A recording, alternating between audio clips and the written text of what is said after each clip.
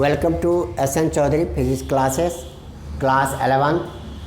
Today I am going to discuss triangle law of vector addition. It is one of the most important topics for adding vectors. Vector add करने के लिए हम इस तरह use करते हैं इसका. अब यहाँ पर पेपर में आते हैं state triangle law of vector addition, derive expression for resultant and find direction, ये सारे आते हैं with special case.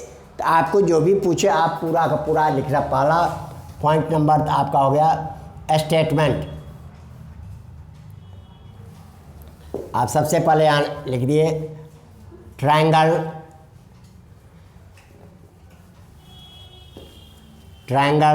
Law of vector addition. Triangle law of vector addition. If two vectors, अब यहाँ से पॉइंट नंबर 1 बना लो. If two vectors denoting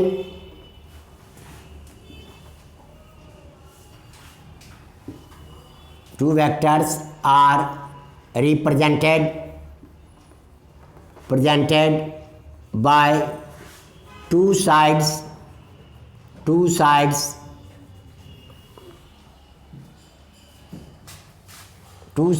of a triangle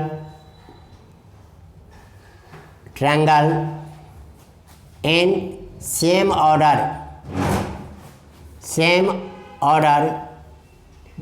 in magnitude and direction, then third side of triangle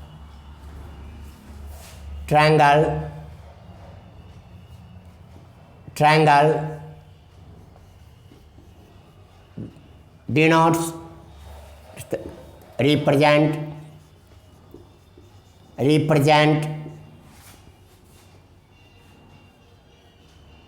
the resultant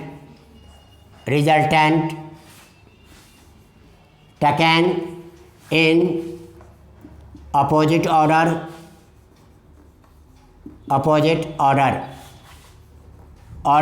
in magnitude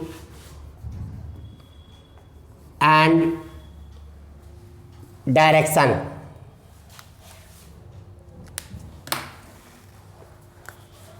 magnitude and direction. इसका मतलब ये है, मान लो ये हमारे एक ट्रायंगल है, हमने लिखा ABC हमने ट्रायंगल लिख दिए, या इसको ABC ने हम दूसरे लिख देते हैं. मान लो OPQ हमने ट्रायंगल लिख दिया. इसको शो करता है ए वेक्टर्स. वेक्टर आगे ये हो गया same order in magnitude and direction, माने इशार. अब यहाँ से इसको रख देंगे तो ये हो गया. इसको हमने बी लिखा तो third side of the triangle represent the resultant taken in opposite order, means ये अपोजिट लिए. इनके जाने का डायरेक्शन ये था, यहाँ ध्यान से दो, इसके जाने का डायरेक्शन ये था तो हमने इसके जाने का डायरेक्शन ये ले लिया. हेयर ये आर बताएगा. Therefore, that is R vectors equal to A vectors plus B vectors. ये हमारा वेक्टर स्टेटमेंट दिखाता है. इसके बाद सेकंड है, आपके डेरिवेशन जैसे निकालते हैं,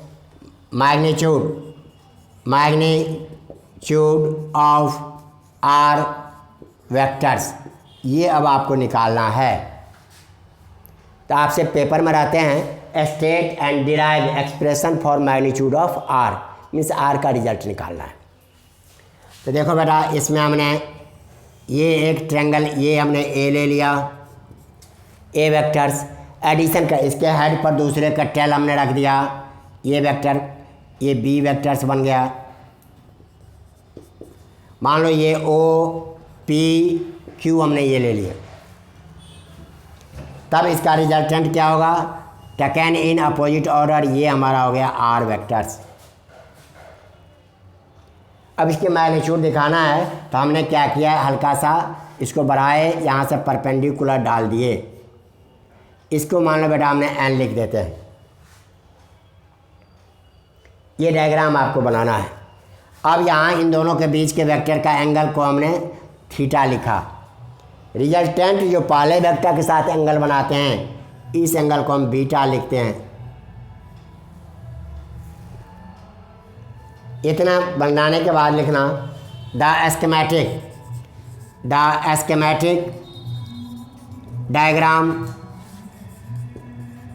डायग्राम यहाँ से घेर दिए हैं of the situation is shown in figure. हमने एस्केमेटिक डायग्राम बना के सिचुएशन यहाँ से निकाल दिए। अब आपके यहाँ से फिर हम घेर देते हैं। Using Pythagoras theorem H square equal to हम क्या जानते हैं, P square plus B square. यहाँ एच ये 90 डिग्री है, तो पाइथागोरस ये हाइपोटेन्यूज हो गया, that is implies O Q square equal to O N square plus Q N square, base plus perpendicular square करके ऐड कर दिया। अब सबकी इसमें वैल्यू लिखो। ओ एन देखो बेटा, this equal to O P plus P N, और ये है क्यू एन स्क्वायर। यहाँ लिख देना in triangle O N Q में, in triangle P N Q में हमने यहाँ पर थीटा ये दे रखे हैं, तो sine theta equal to P by H, that is Q N upon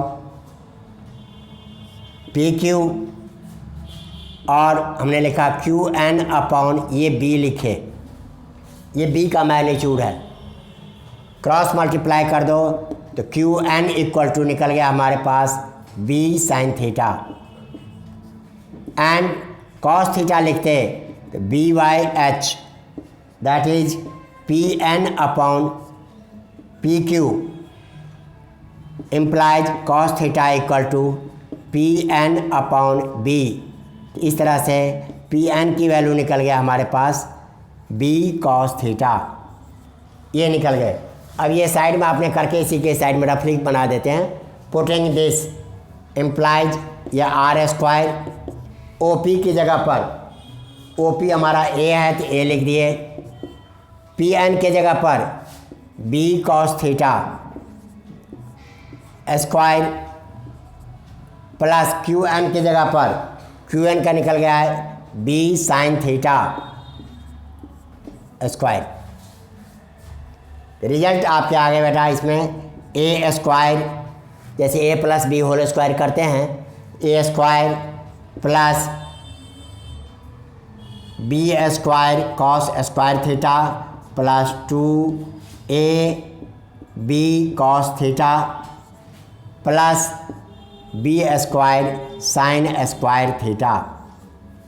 अब आप इन दोनों को एक जगह कर लो, R square equal to A square plus B square sine square theta plus cos square theta plus 2a B cos theta, ये हमने नोट कर दिए।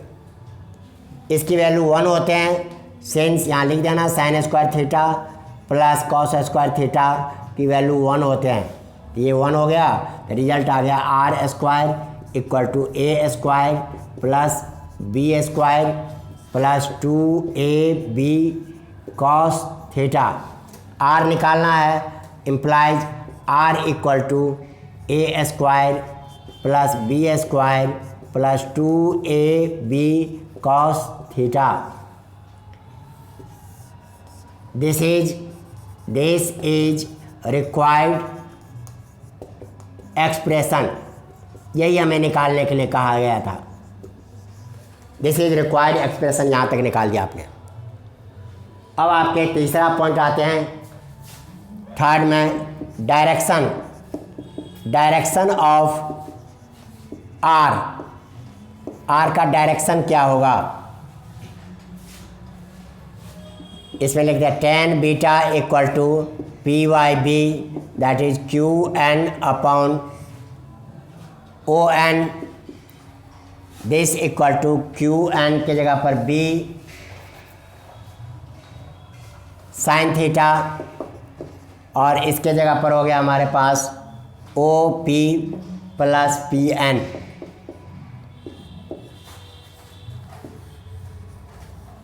This equal to B sine theta upon A plus B cos theta, implies tan beta equal to B sine theta upon A plus B cos theta. ये आपके result आ गए। अब इस result में एंगल ये भी लिख के छोड़ सकते हो, ये भी फार्मूले में बन गए। और यदि आपको एंगल कहता है बीटा, तो tan को हम इधर लाते हैं तो इसका पावर लिख देते हैं tan पावर -1, इसका मतलब होता है tan इनवर्स, और यहाँ लिख देते हैं b sine theta upon a plus B.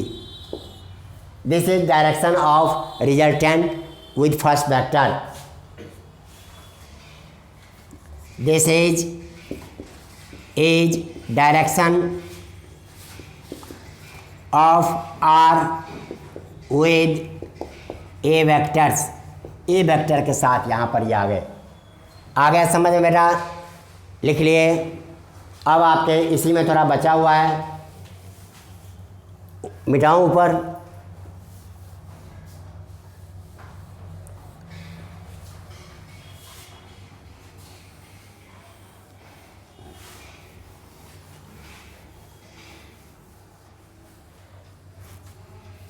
Fourth में आप देखो special cases. First A, when theta equal to 0, तो cos theta equal to cos 0 degree, this equal to 1।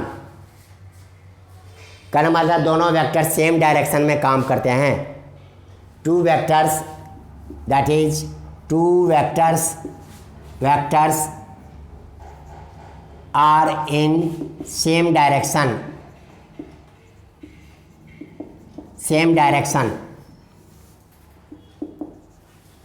तो हमारे पास r कितना हो जाएगा, r equal to A square plus B square plus 2ab cos theta, ये हमारा रिजल्टेंट था। This equal to A square plus B square plus 2ab cos theta के value हमने यहाँ 1 लिख दिए हैं, तो वो लिखने की ज़रूरत यहाँ नहीं है। और ये रिजल्ट बन गया बेटा a plus B whole square का root, this equal to a plus B. Therefore r equal to याद रखना है a plus B, this is maximum resultant हो गया। जैसे आपको कहते हैं दो वेक्टर्स हैं, दोनों को काम करना है, किस तरह से हम अरेंज करें जो रिजल्टेंट मैक्सिमम होगा, तो उस कंडीशन में कहोगे दोनों सेम ही डायरेक्शन में काम करें।